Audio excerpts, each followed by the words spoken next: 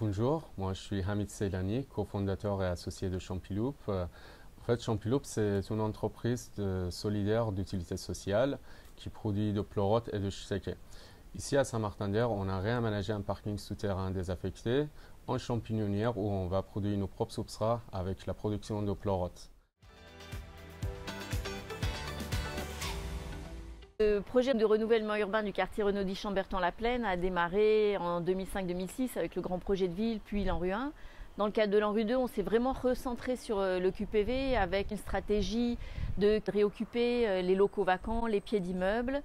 Dans notre travail de requalification des parkings couverts avec les logements au-dessus, on avait laissé des zones en jachère qui était un terme prémonitoire. On a aussi su que Champilou, naissant, voulait se développer. On les a rencontrés et cette jachère de parking leur a permis de s'installer et venir occuper ce lieu d'une façon innovante.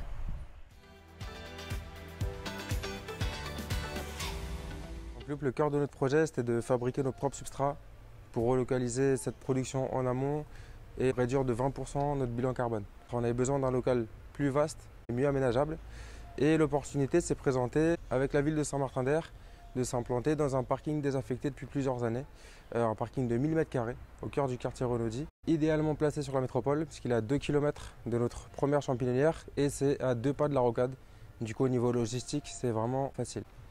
On a profité de l'appel à projet de l'ANRU, les quartiers fertiles, qui visait à utiliser l'agriculture urbaine comme outil de redynamisation des quartiers pour s'implanter. Donc on a bénéficié de financements de l'État, de la ville de Saint-Martin-d'Hères et de la métropole de Grenoble. Réhabiliter un parking, ça donne lieu à de nombreuses contraintes techniques parce qu'on ne bâtit pas quelque chose ex nihilo, mais on reprend de l'existant. Donc il faut s'adapter. Il y a pas mal de contraintes. Le sol, qu'on ne pouvait pas creuser pour mettre des pompes de relevage. Le plafond, vu qu'il y a des habitations autour, il faut un certain isolant à la fois anti-feu mais aussi anti-humidité pour qu'il n'y ait pas des transferts d'humidité et d'hygrométrie vers les logements au-dessus. Il y a aussi le fait que comme on est très proche des habitations, il y a des contraintes acoustiques à respecter. La ville s'est engagée fortement dès le début sur ce projet. D'abord, c'est nous qui avons été chercher Champilou pour savoir s'ils étaient intéressés. On a financé une préétude pour voir les possibilités dans ce lieu.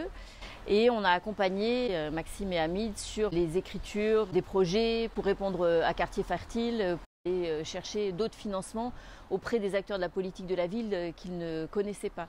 Ce qui a été aussi compliqué, c'est qu'on accompagnait non pas une association mais une entreprise avec des financements et des règles de financement qui sont très particulières aux entreprises.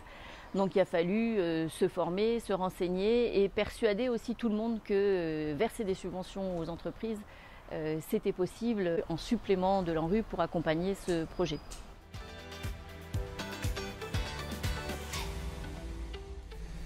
La vision de Champiloup, ça a toujours été de favoriser des systèmes alimentaires résilients qui s'appuient sur la coopération territoriale et l'économie circulaire. Donc là, à très court terme, notre principal projet, ça va être de fabriquer nos propres substrats pour être autonomes. Ensuite, ça va être aussi de structurer nos canaux de vente pour écouler nos 3 tonnes de production de champignons mensuels en circuit court et à l'échelle du département ou de la région.